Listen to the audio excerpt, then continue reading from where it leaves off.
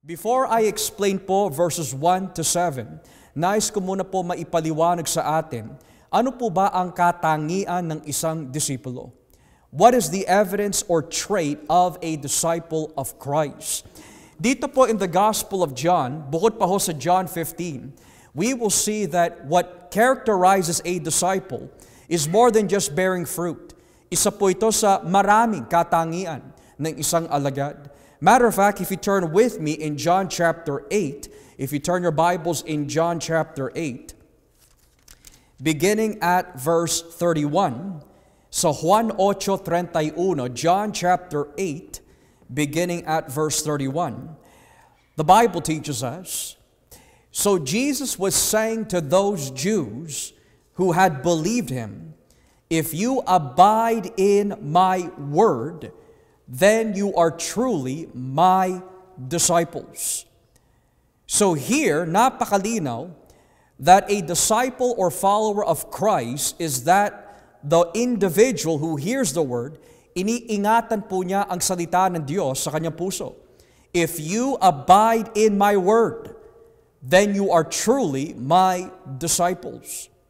And then, if you turn with me in John 13, kung babasahin po natin on John chapter 13, beginning at verse 34 and 35. Juan 13:34 hanggang 35. John 13:34 to 35.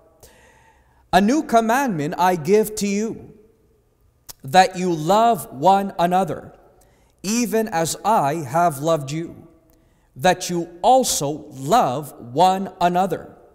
By this all will know that you are my disciples, if you have love for one another. So kanina, nabasa po natin in John 8, ano po ba ang katangian ng isang alagad po ni Kristo? The Word of God remains in them. And then we see in John 13 that we are disciples of Christ when we have love for one another. But we must ask the question, what does it mean to be a disciple of Jesus?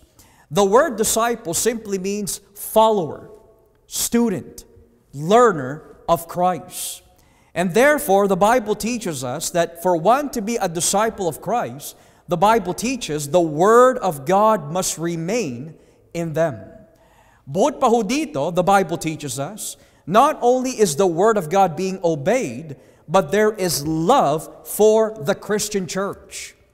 A man or a woman that proclaims to be a Christian, but does not have any love for the Christian church, does not love the sister or brother in Christ, cannot be called a disciple. For the Bible makes it very clear through the lips of Jesus, if you have love for one another, by this all will know that you are my disciples.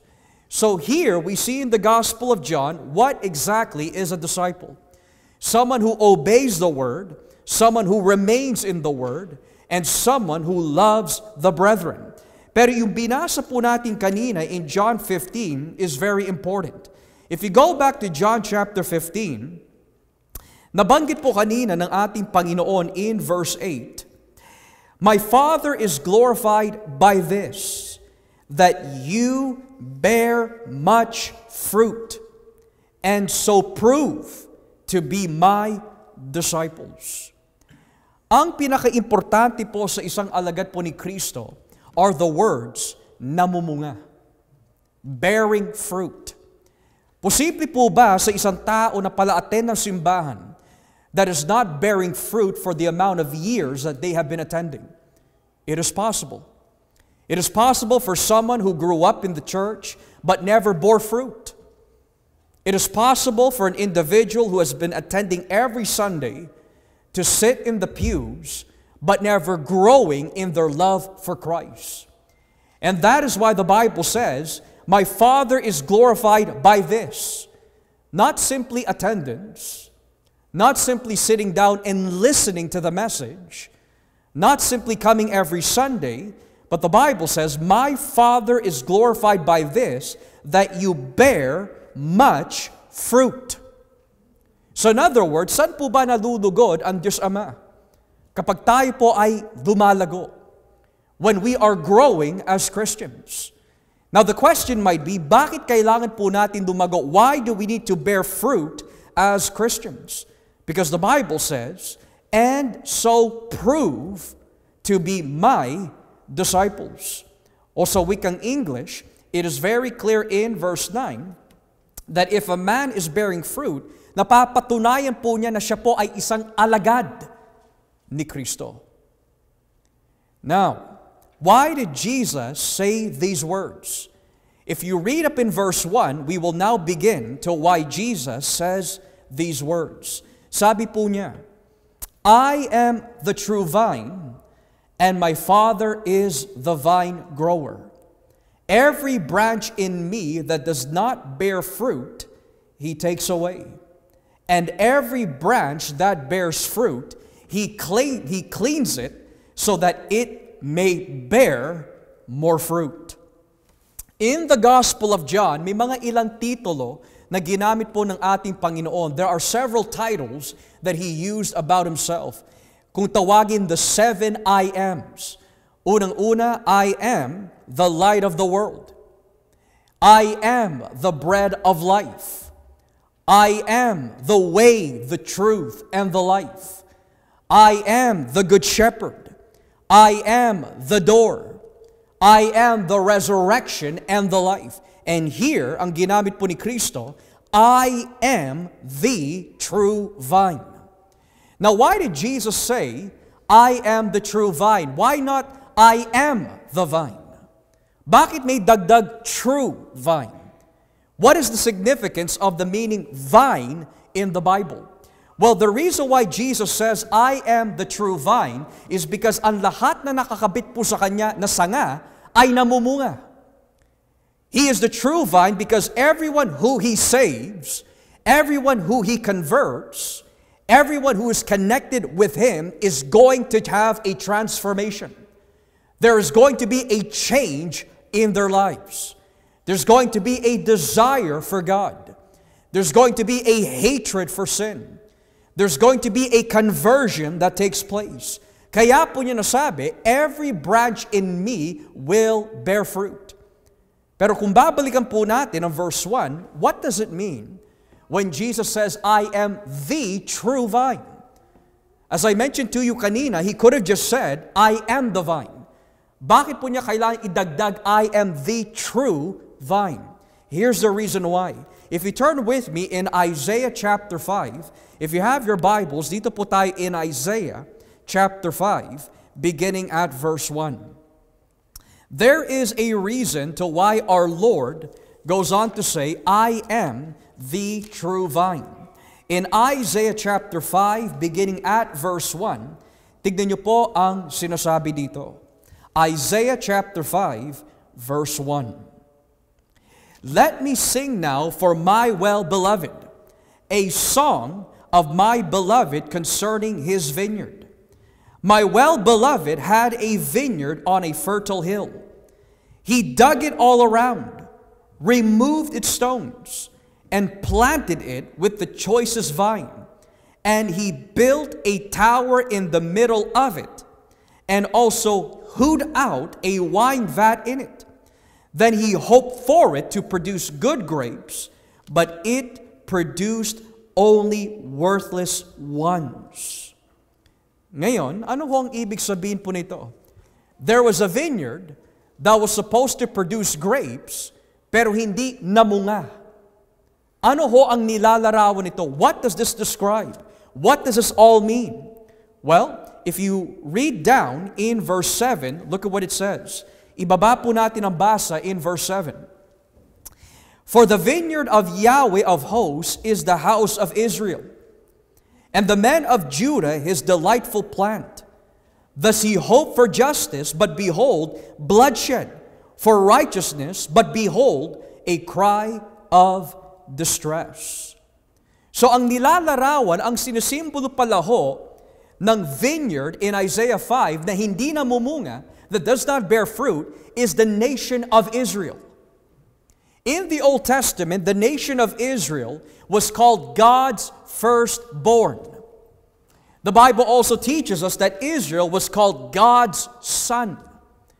But the Bible also teaches us that Israel was also known as the vineyard of Yahweh. Kapag may vineyard ka, kailangan namumunga ho ito. But the problem about the nation of Israel, as God's son, as God's firstborn, they were not bearing fruit. So ngayon, when Jesus comes into the picture and says, I am the true vine, what he is saying is, if the Old Testament Israel was called God's son, the true son of God ay dumating na. If in the Old Testament, Israel was the vineyard, dumating na in the New Testament, the true vineyard, who is Jesus Christ. I am the true vine. And that means, ang lahat ng may relasyon kay Jesus ay mamumunga. Magkakaroon ng panibagong buhay. Magkakaroon po ng mga ilang katangian na ang Kristiyano lamang ang meron po nito.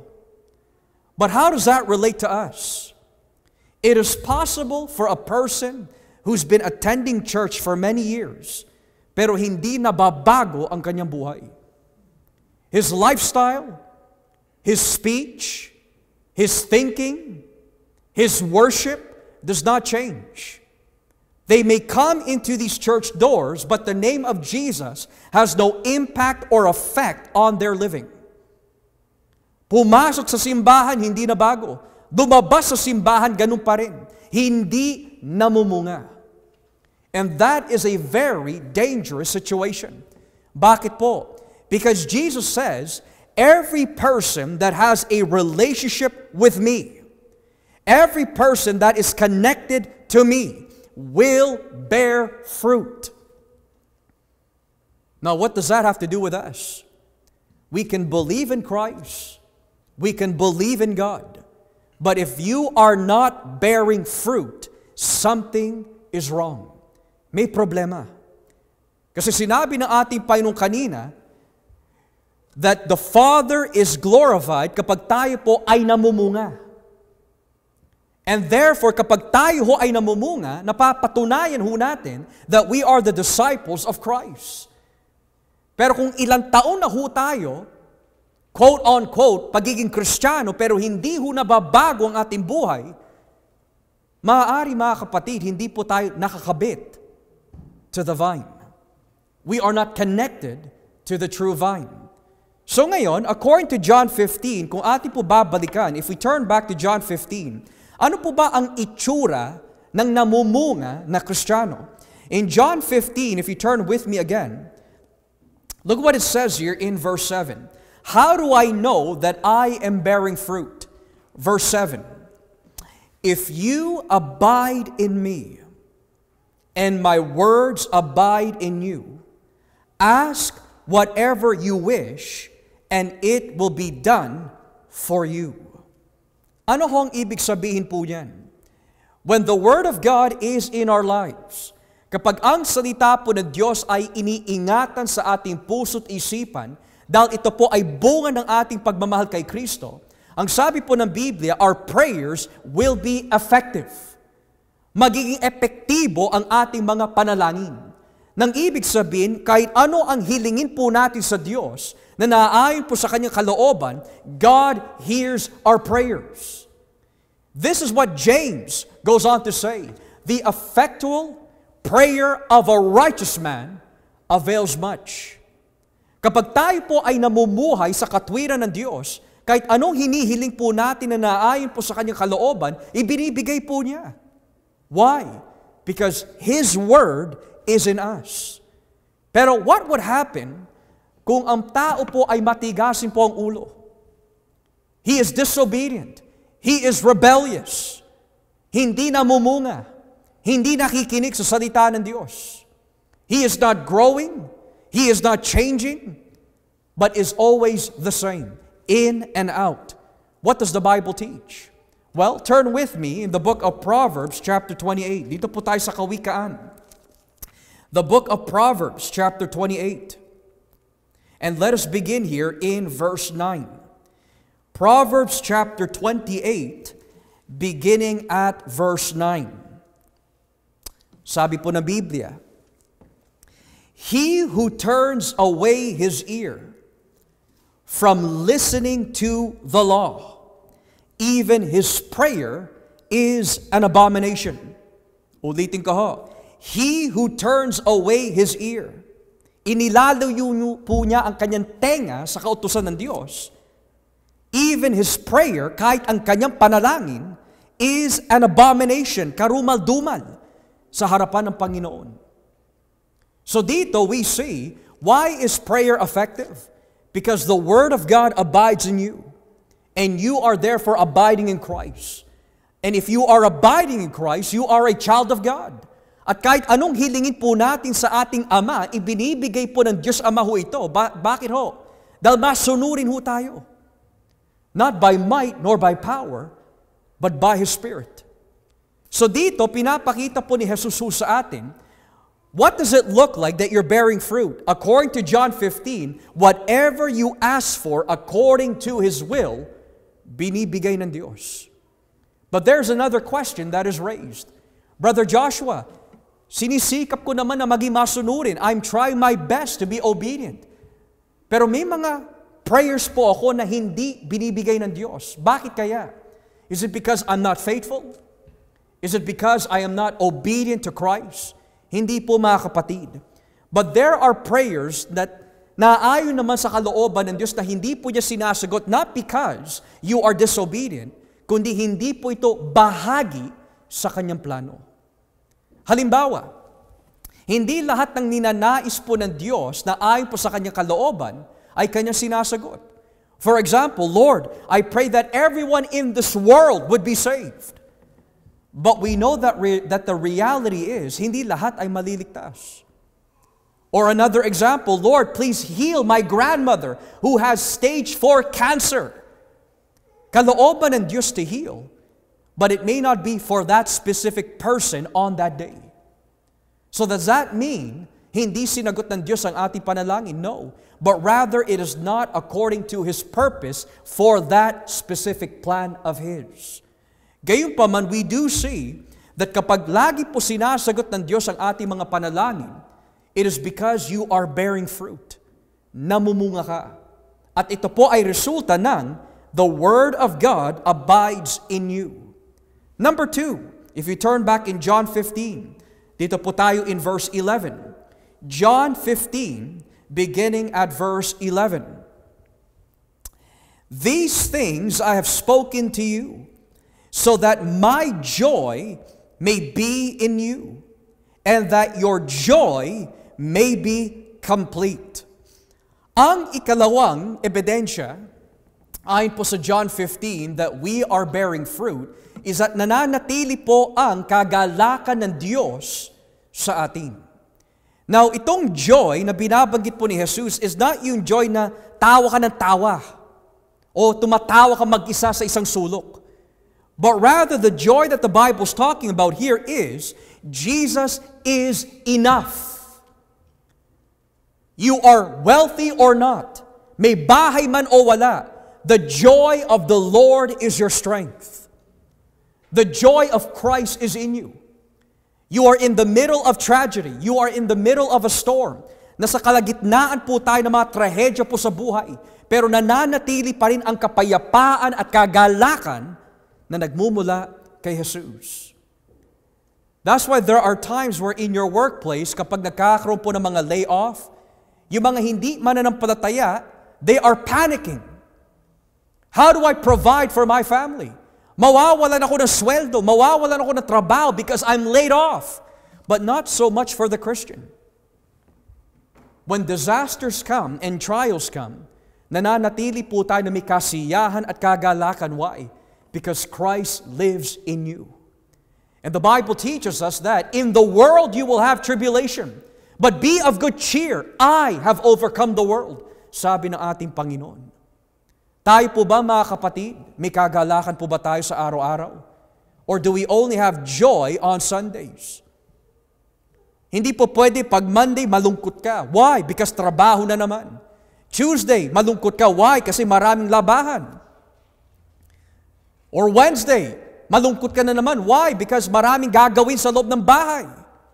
No, the Bible teaches us we are to rejoice always. Again, I say, rejoice. Why? Because yun ay bunga ng banal na Espiritu. The Bible teaches us, these things I have spoken to you, that my joy may be in you, and that your joy may be complete. Kapag walang pagpapala sa material, hindi tayo masaya. O kagaya po na nabanggit ng isang kapatid, if it's too cold outside, hindi tayo masaya. Pag masyado naman mainit, hindi rin tayo masaya. But the Bible teaches us that the joy in the fruit of the Spirit resides in those who are connected to Christ. May sakit man, there's joy. Why? Because I have Jesus. Hindi man po tayo mayaman, there's joy. Why? Because sumasa atin si Jesus. So the Bible teaches very clearly kung ano po ang itsura ng isang Kristiyanong namumunga. In the good and in the bad times, they depend on Christ. In the good and in the bad times, namumunga po tayo. But ultimately, mga kapatid, the greatest form of growth na tayo po ay namumunga is our obedience to the Word of God. Kasi marami katanungan what does growing in Christ look like? Well, you're growing in knowledge, that's part of it. You're getting deeper in the Bible, that's another thing. Or your prayer life is getting longer and deeper, that's all part of growing. But ultimately, the ultimate evidence that we see in the Word of God that you are growing in Christ, you are obeying His Word every single day. May nais ka sumunod sa Kanyang mga salita. Kung dati, hindi natin masunod ang Kanyang mga salita dahil may mga kahinaan po tayo sa laman, kung ikaw ay namumunga, nagagawa mo na yung mga bagay na hindi mo ginagawa noon. Mainitin po ba ang ating mga ulo? You will know that you're growing kapag dumalawak at dumalalim ang ating pasensya at tiyaga para sa mga tao. Or maaari, ang bukang bibig mo ay palamura, pagsisinungaling, pagchichismis, paninirang puri, kabastusan ng mga biruan. The Bible says when you're growing, unting-unti nababawasan yun. Now, ang katwiran po na marami sa labas is that, basta kung saan po yung pinakamalapit na church, doon ako. Hindi na importante kung hindi maganda ang doktrina, mali-mali ang aral, hindi ako nagagamit, basta yun ang pinakamalapit na church, doon ako. But you will know that you're growing in Christ, that even though there are churches that are very, very far, but if they're teaching the truth, you will know that you're growing, that you are willing to drive there every gawain because you understand, doon ka nabubusog sa espiritual. Yung mga quote-unquote na Kristiyano na nagsasabi that masyado malayo mga biblical churches, dito na lang sa malapit, tamad ang tawag doon. They don't understand what the Bible actually teaches about growing in Christ. Kaya ka nga parte ng isang simbahan dahil doon ka nabubusog, doon ka nagagamit, doon ka nababago. Pero kung ilang taong ka na umaattend sa isang simbahan, wala ka natututunan, hindi ka nabubusog, hindi ka nababago, hindi ka nagagamit, hindi ka lumalago. And that is what the Bible is teaching us here, that how do you demonstrate you're a disciple? By your obedience to the Word of God. Kanina umaga, we were talking about that if there is someone who has done you wrong, what is the job of the Christian? To forgive. Pero kung 10 taong ka na bilang Kristiyano, pero hindi mo magawa patawarin yung mga nagkasala sa atin, hindi ka lumalago. Or, 10 taong ka na bilang Kristiyano, pero ang taas pa rin ng ere mo. Hindi ka marunong tumanggap ng pagkakamali, ikaw lagi ay tama. Hindi ka lumalago.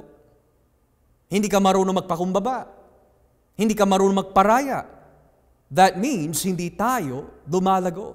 Because Christ, the Bible teaches us, He is humble and meek. Si Kristo mismo nagsabi sa Matthew 11, "Learn of me, for I am lowly and meek." Pero kung ang ating Panginoon is lowly and meek and humble, At ibinaba niya ang kanyang sarili sa pag-aanyong alipin, pero tayo, hanggang dito ho tayo, masyado mataas, hindi na maabot. Hindi tayo lumalago. And that is why it's not the amount of years of being in a church that defines your Christianity, but it is your obedience to your Lord and Savior, Jesus Christ. We are all a work in progress. We are all under construction. Habang tayo po ay nakakabit bilang mga sanga kay Jesus, unting-unti po niya nililinis at binabago ang ating pagkatao. And you will know na binabago ka ng Diyos kapag yung mga ginagawa mo noon, hindi mo na ginagawa. Hindi mo na nakikilala ang sarili. Because binabago ka na ni Jesus. But every time that you are looking at the mirror of the Word of God, ito po ay ating salamin. Tuwing tinitignan po ang ating mga sarili sa salamin, do you still see yourself or do you see Christ? Kapag binabasa mo ang Biblia at masakit pa rin, tinatamaan ka na susugatan ka, is because nakikita mo pa rin ang iyong sarili. Kaya minsan kapag binabasa po natin ang Biblia, aray, ilag tayo ng ilag. Huwag tayo umilag mga kapatid. Tanggapin natin ang palo ng Diyos. Because that is how you will know that you're growing. Marunong ka tumanggap ng pagtutuwid mula sa Diyos. Pero karamihan po na mga umaattend ng mga simbahan, ayaw na yung tinutuwid sila. Bakit po? Dahil akala ho nila sapat na yung pag-attend. Kaya maghahanap yan ng mga ibang simbahan. Dito na lang ako from the north. Dito na lang ako in the south. Why? Hindi masakit mangaral ang mga ngaral. Hindi ako tinatamaan dito, kaya dito na lang ako. But the Bible teaches us, those in whom God loves are those in whom He rebukes. Mahal po ba kayo ng Diyos? How do you know? Kung tayo ho ay tinatamaan, tinutuwid ng Panginoon, mahal tayo ng Diyos. Pero kung ayaw ho natin tinutuwid po tayo, sabi ng Biblia, hindi ka anak. At kung hindi ka anak, hindi ka rin alagad ni Jesus. Kung titignan niyo po ang ministeryo ng ating Panginoon, ilang beses tinamaan yung mga alagad sa katuruan ng ating Panginoon. Peter got rebuked. James and John got rebuked. Thomas got rebuked. Walang alagad ni Jesus na hindi po niya ni-rebuke. But why does Jesus rebuke us? So you can bear fruit. Para matuto ho tayo tumanggap. Dumago, tumibay. Hindi yung kapag pinalo ka ng salita ng Diyos, hindi ka na magpapakita. Hindi ka lumalago kapag ganun. Mahina ang ating pundasyon. But the Bible teaches us that when you are bearing fruit, the more that sinusugatan ka ng Panginoon, the more ginagamot ka. And the more that He is healing you, the more He is changing you, the more you become like Christ. Another way of showing that you are growing in Jesus is that may nais ka ipahayag ang kanyang mga salita. Nakakahiya ho yun mga kapatid. 10 taon na ho tayo sa church, not you guys, but in general. Kung 10 taon na ho tayo sa iglesia, and we do not share the Word of God to anyone, you're not bearing fruit. Nakakahiya if you say you know Jesus, you've been a believer 20 years, but you've never shared the gospel to anyone. Now, may mga ilang rason ho yan. Number one, maaari, we don't know how to share. And that's completely normal. Parte po yan ng discipleship. Inaaralan tayo how to share the gospel. So that's completely fine and normal. Number two is, alam mo, kaya lang natatakot ka magbahagi. Nauunahan ka ng kaduwagan. This is why the Bible says in 2 Timothy 1 verse 7, God did not give us a spirit of fear, but of power and of a sound mind. And as you are growing, binibigyan ka ng Diyos ng tapang at lakas ng loob na maibahagi ang kanyang salita. Bakit po? Dahil ang bawat tao that we encounter, pananagutan po natin ang kanilang mga dugo on the day of judgment. Tatandaan ho natin yan. Your neighbors, kamag-anak natin, mga anak natin, mga kaibigan natin, lahat yan. If they have never heard the gospel and you know the gospel, we are responsible to them. And you will know that you're growing in Christ when you have a burden to share Christ to them.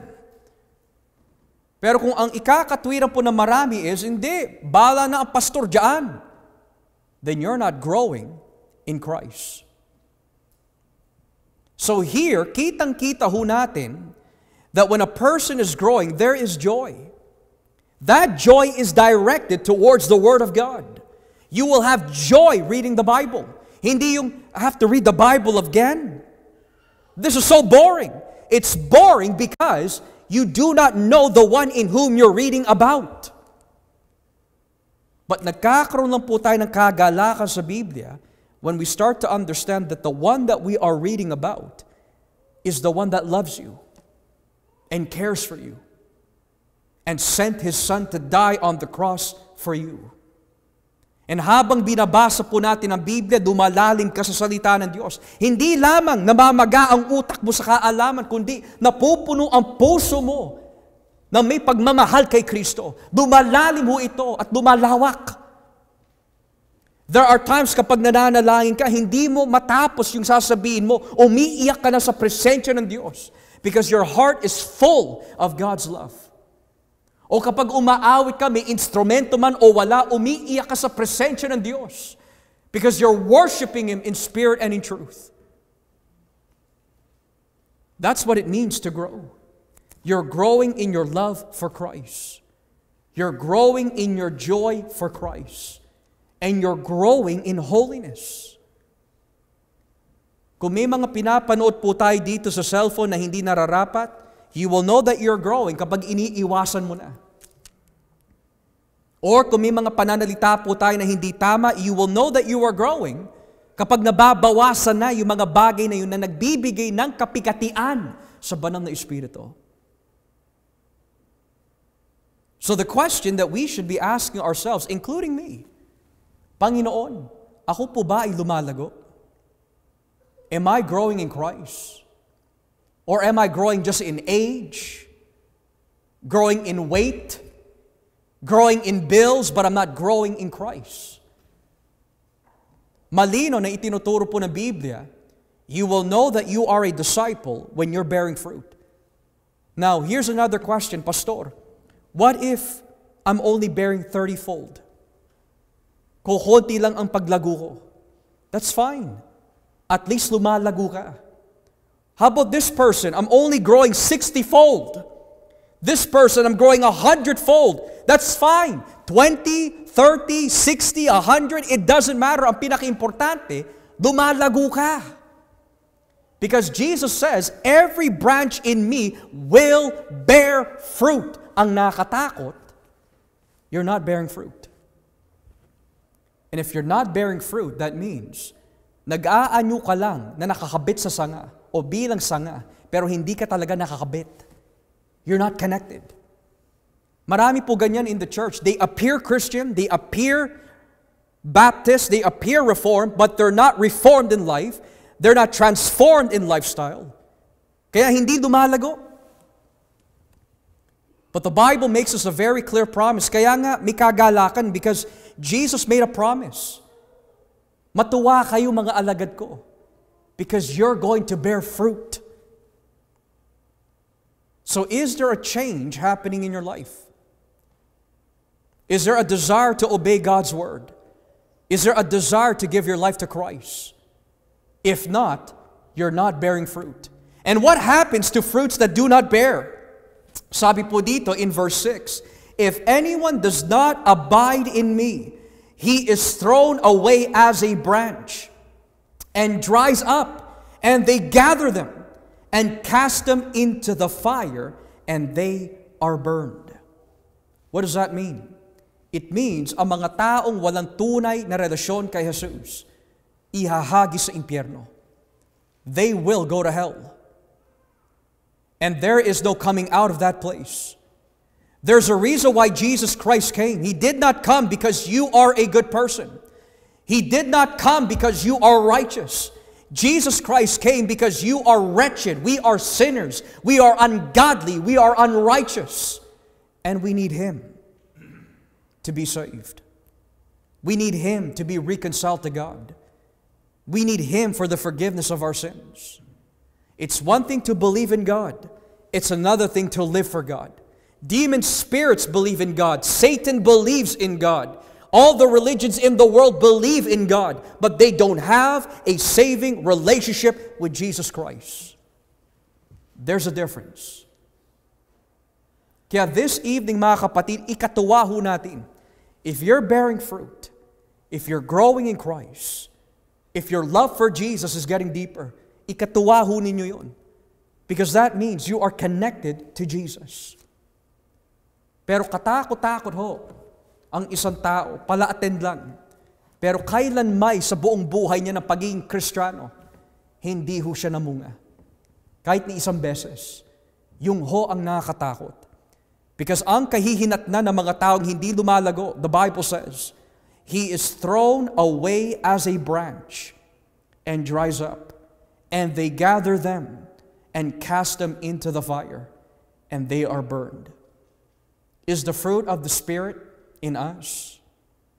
The fruit of love, joy, peace, patience, kindness, goodness, faithfulness, and self-control? Sumasa atin po ba ang bunga ng Espiritu? If so, sumasa atin si Kristo. And therefore, the message I would like to leave with you this evening, are you bearing fruit? Lumalago po ba ako? Lumalago po ba kayo? At the end of the day, Jesus says, if you bear fruit, you have proven to be my disciples. And when you bear fruit, ito'y nagbibigay hindi lang katibayan that you are a Christian, but it gives pleasure and delight and glory to God the Father. Right before we end, Pastor, how do I bear fruit? You bear fruit by accepting and living for Christ. You bear fruit by repenting of your sins and living for Jesus. Lahat ng binibitawan po ng Diyos na utos po para sa ating ikabubuti, hihingin po natin sa banal na Espiritu, Father, please give me your Spirit and your strength that I can obey God's Word. Hindi dahil napipilitan ka, kundi dahil sinasabi ng Biblia, if you love me, you will keep my commands. Do we love Christ this evening? If so, we are bearing fruit. As we pray,